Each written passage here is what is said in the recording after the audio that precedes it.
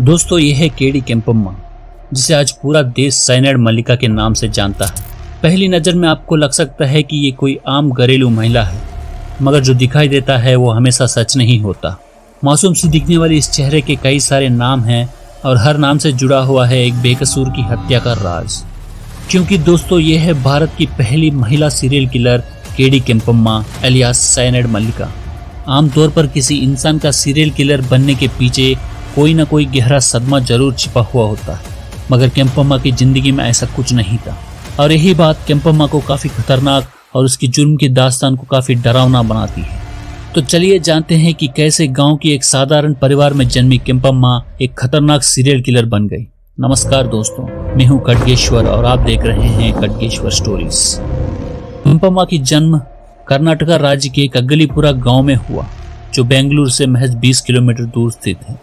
बचपन से ही केम्पम्मा के काफी बड़े अरमान थे। वो हमेशा एक लग्जूरियस जिंदगी जीना चाहती थी, मगर केम्पम्मा की परिवार काफी गरीब था और जिंदगी में आगे चलकर उसकी शादी एक ऐसे व्यक्ति से हुई जो टेलरिंग का काम करता था। शादी के बाद कुछ साल तक सब कुछ ठीक रहा। केम्पम्मा को 3 बच्चे भी हुए, मगर एक आलिशान जिंदगी जीने के उसके अरमान पूरे नहीं हो पा रहे, क्योंकि पति के टेलरिंग के काम से सिर्फ घर चलाने लायक पैसा ही बन पा रहा था। अमीर बनने के चक्कर में किसी तरह पति को समझा बुझा कर मेहनत से जमा किया हुआ उसके सारे सेविंग्स को केम्पम्मा चिट फंड्स में डाल देती है और वो सारा पैसा डूब जाता है। और तभी से केम्पम्मा और उसके पति के रिश्ते में दरार आने लगते हैं और रोज झगड़े होते थे। 1998 एक दिन अचानक केम्पम्मा अपने पति और 3 बच्चों को छोड़कर एक बेहतर जिंदगी की तलाश में बेंगलुरु चली जाती है। उसके बाद न केम्पम्मा ने और ना ही उसके घर वालों ने कभी भी एक दूसरे के हालचाल जानने का कोशिश किया। बेंगलुरु पहुंचने के बाद कुछ दिन केम्पम्मा 2-4 घरों में काम करती है। इस दौरान उन घरों में छोटी मोटी चोरी भी करती रहती है। कुछ दिन बीतने के बाद केम्पम्मा घरों में काम करना छोड़कर सोनारों के पास असिस्टेंट के तौर पर काम करना शुरू करती है।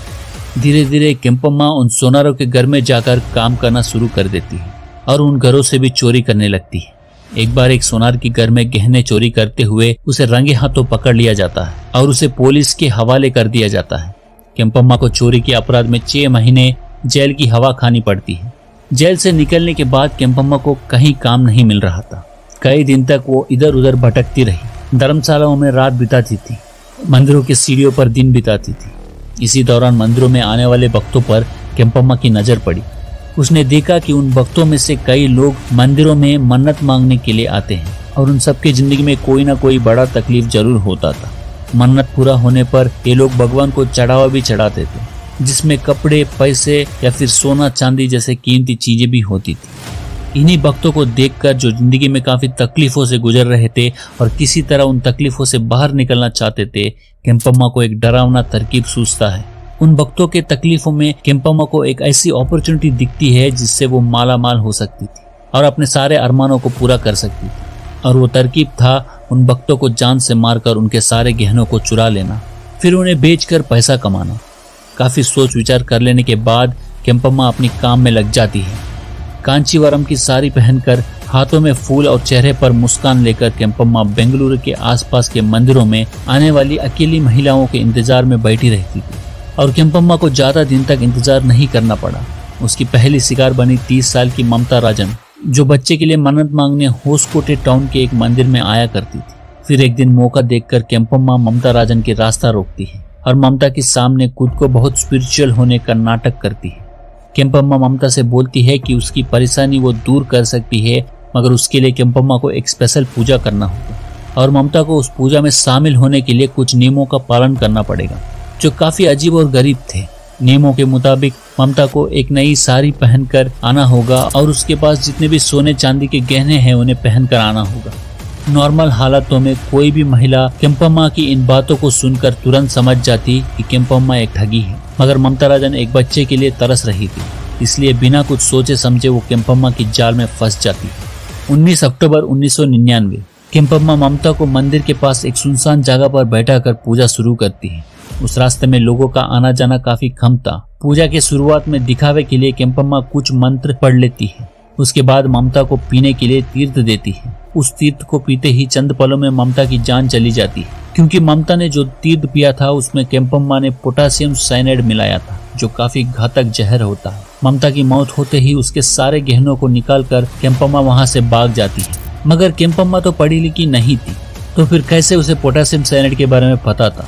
दोस्तों, पोटेशियम साइनाइड के काफी सारे यूजेस हैं। गोल्ड माइनिंग और ज्वेलरी मेकिंग में भी इस केमिकल का इस्तेमाल होता है। केम्पम्मा जब सोनारो के पास काम कर रही थी, उसी दौरान उसे पोटेशियम साइनाइड के बारे में पता चला और इस जहर का इस्तेमाल किसी इंसान को मारने के लिए भी किया जा सकता है। ये बात केम्पम्मा को कुछ मूवीज देखकर समझ में आया। केम्पम्मा अपनी पहली शिकार कर चुकी थी, उसको सोना भी मिल चुका था और किसी को भनक भी नहीं लगा। शायद केम्पम्मा को लगा होगा कि लोगों को मार के उनके गहने लूट के कम टाइम में काफी पैसा कमाया जा सकता है। फिर क्या था, केम्पम्मा एक के बाद एक महिलाओं को मारती चली गई। 1999 से लेकर 2007 तक उसका ये खूनी खेल चलता रहा। इस दौरान केम्पम्मा ने कुल 6 महिलाओं को जान से मारकर उनके गहने लूटे। मारे गए 6 में से 5 लोगों को केम्पम्मा ने सिर्फ 3 महीनों में यानी अक्टूबर 2007 से लेकर दिसंबर 2007 के बीच मार डाला था। केम्पम्मा की दूसरी शिकार बनी 52 साल की एलिजाबेथ, जो अपनी 4 साल की लापता पोती के लिए भगवान से प्रार्थना करने मंदिर आती थी।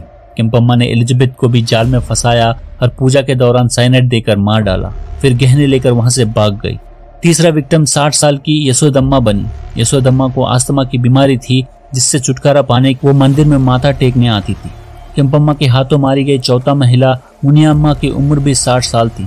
मुनियम्मा भी अपनी कुछ परेशानियों की वजह से भगवान से प्रार्थना करने बेंगलुरु के आसपास के एक मंदिर में आया करती थी।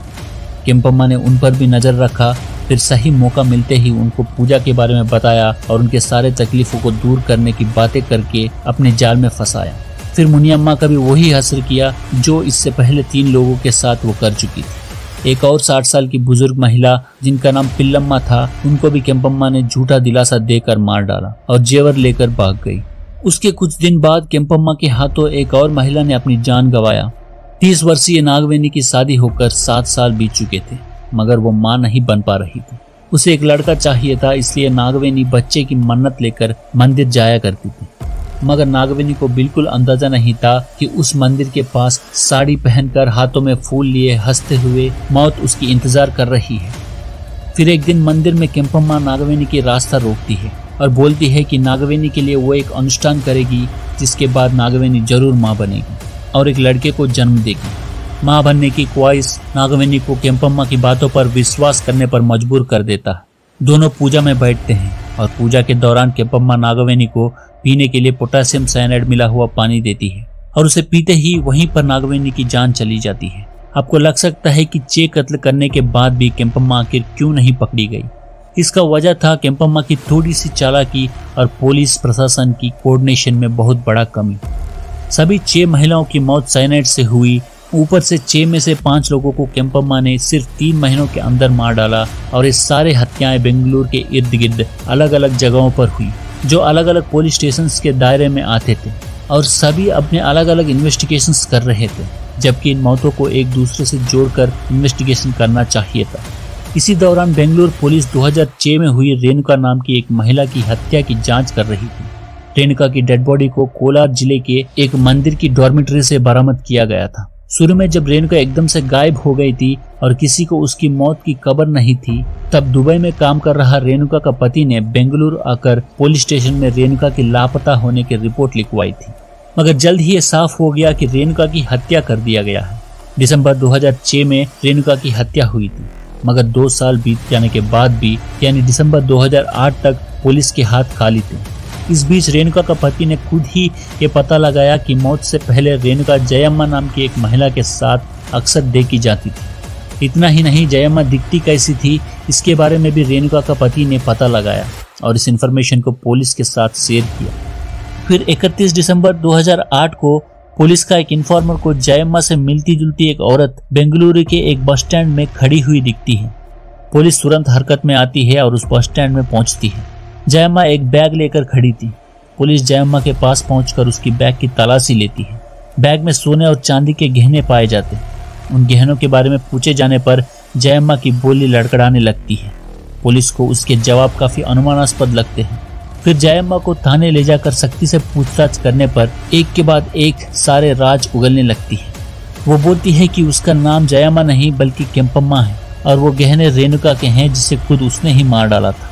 और पूछताछ करने पर केम्पम्मा ने कबूल कर लिया कि उसने और भी कुछ महिलाओं के कत्ल किए और उनके गहने चुराए, और हर कत्ल के बाद वो अपनी नाम बदल लेती थी ताकि पकड़ा जाने से बचा जा सके।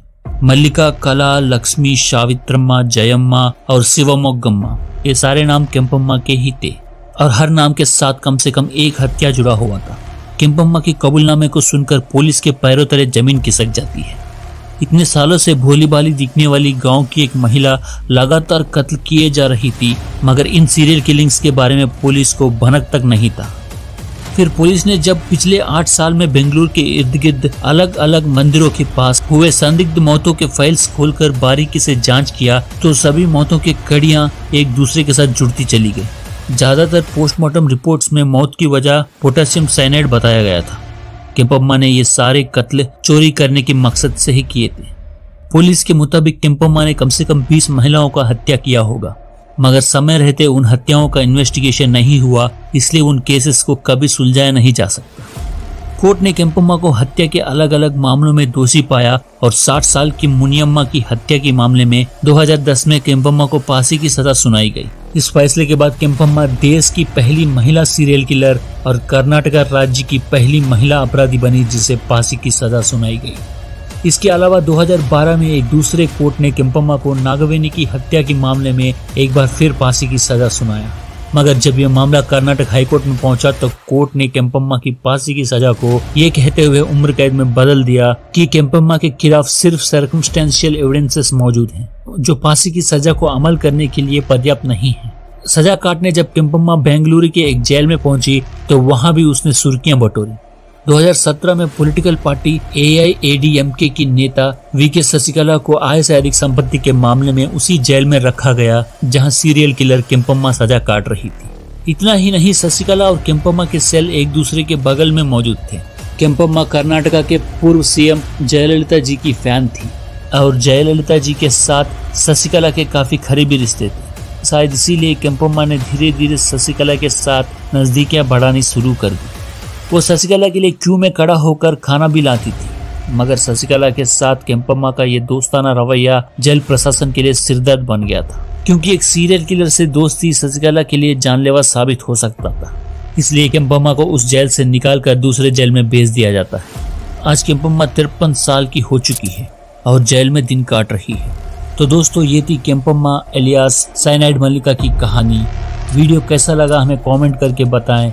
वीडियो को ज़्यादा से ज़्यादा लाइक और शेयर करें और ऐसे ही क्राइम और हॉरर से जुड़ी कहानियों के बारे में जानने के लिए खड्गेश्वर स्टोरीज को सब्सक्राइब करें। धन्यवाद। जय हिंद।